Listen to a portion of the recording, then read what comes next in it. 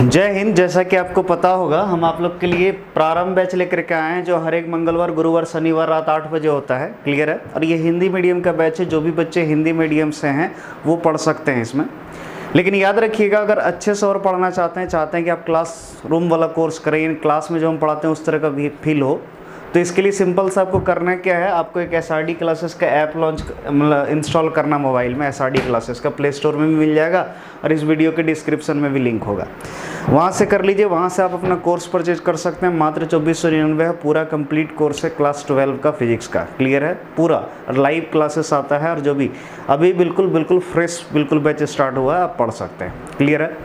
तो चलिए, तो आज हम लोग जो है स्थिर विद्युत की जो हम लोग पढ़ रहे हैं उसका डे 32 है और ये आखिरी लेक्चर है इसका। ये जो चैप्टर है स्थिर विद्युत की, इसका आखिरी क्लास है।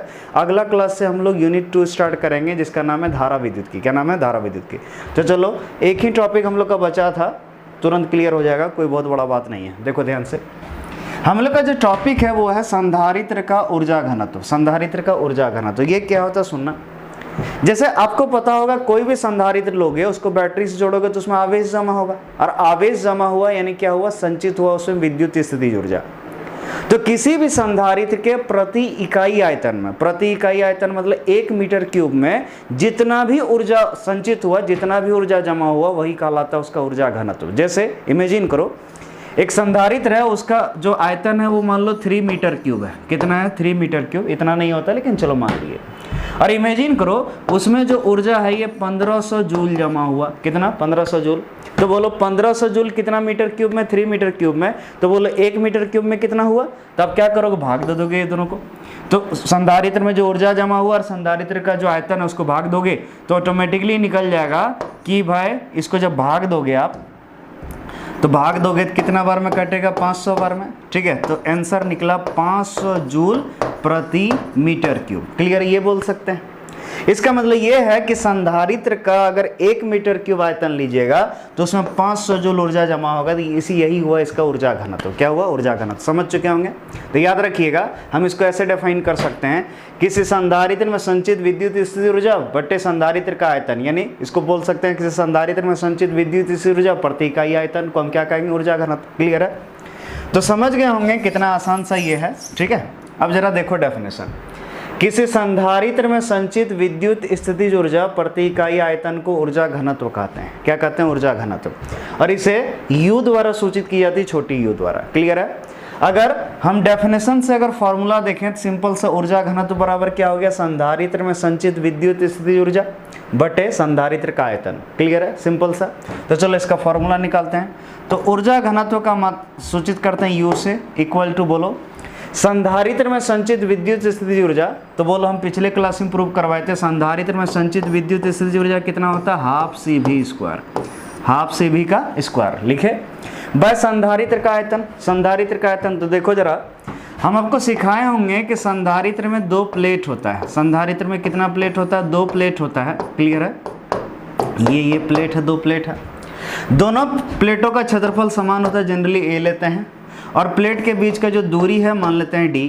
तो अगर इसका हम आयतन निकालें तो आयतन सिंपल सा होता है क्षेत्रफल गुना मोटाई, क्षेत्रफल गुना मोटाई, एरिया इनटू थिकनेस। क्लियर है। तो अगर इसका आयतन देखा जाए, वॉल्यूम, तो सिंपल सा क्या होगा? A into D. क्या होगा? A into D. यहाँ पर जो भी है याद रखना, ये भी विभवांतर नहीं है, आयतन है। हम लिख भी देते हैं बगल में, ये क्या है? आयतन। तो आयतन बराबर क्या होता है? A into D. क्लियर है। तो संधारित्र का आयतन हमको पता है क्या? A into D. लिख लिए। अब जरा ध्यान से देखिएगा, परंतु अगर आपको याद हो C मतलब क्या? संधारित्र की धारिता। याद करो, समांतर पट संधारित्र की धारिता होता है A epsilon not by D. A epsilon not by D. तथा एक और चीज पढ़ाए थे, V बराबर, याद करो V बराबर पढ़ाए थे D इंटू ई। V बराबर क्या पढ़ाए थे? D इंटू ई। यहाँ पर जो V है ये विभवांतर है, लेकिन याद रखिए ये जो V है ये आयतन है, इसलिए हम यहाँ आयतन लिख दिए, ध्यान रखिएगा। वैसे ये रफ का चीज़ है, वैसे ये आपको इतना बगल में करने की कोई ज़रूरत नहीं, हम बस कर दिए। क्लियर है। इसीलिए बोलो U इक्वल टू क्या हो जाएगा? 1/2 C के जगह क्या रखेंगे बाबू? A epsilon not by D into क्या है? V square. तो V के जगह कितना लिखेंगे बाबू? DE तो v का स्क्वायर है यानी डी का होल स्क्वायर बाय क्या है बाबू AD।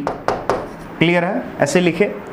अब जरा गौर से देखो, ठीक है, बोलो u equal to 1/2 a epsilon not by D, D का होल स्क्वायर करेंगे तो हो जाएगा D square E square by AD जो है इसको लिखते हैं आगे।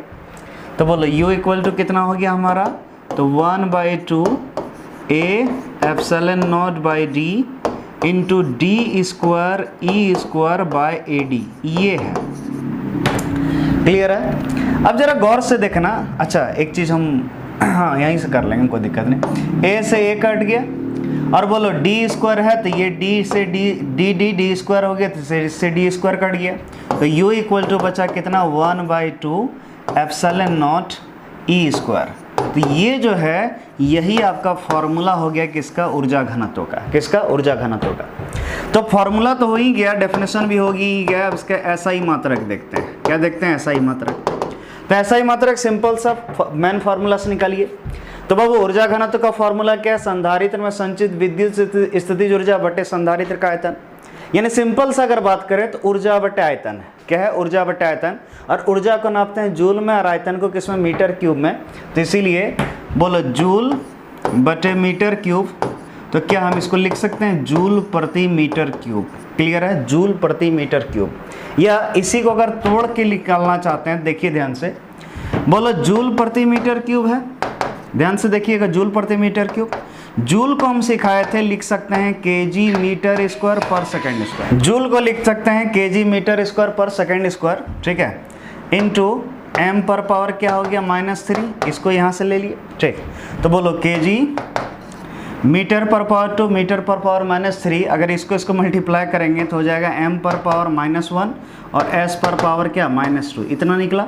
तो देखो ये भी इसका मात्रक हुआ क्या, केजी प्रति मीटर और प्रति सेकंड स्क्वायर। जब ये हो गया तो इसका विमीय सूत्र कोई भी लिख सकता है। कौन सूत्र बाबू, इसका विमीय सूत्र। तो इसका विमीय सूत्र केजी का हो गया m, मीटर का हो गया l, तो मीटर पर पावर -1 तो यहाँ -1। क्लियर है।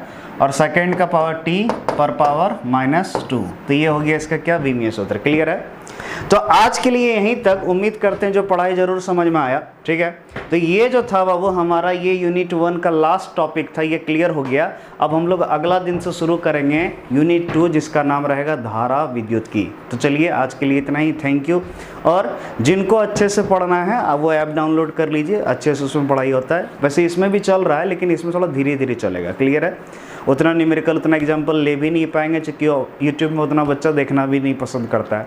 ज़्यादा देखता है तो क्या होता है, बोर हो जाता है, इसीलिए इसमें उतना हो नहीं सकता। चलिए आज कितना है, थैंक यू।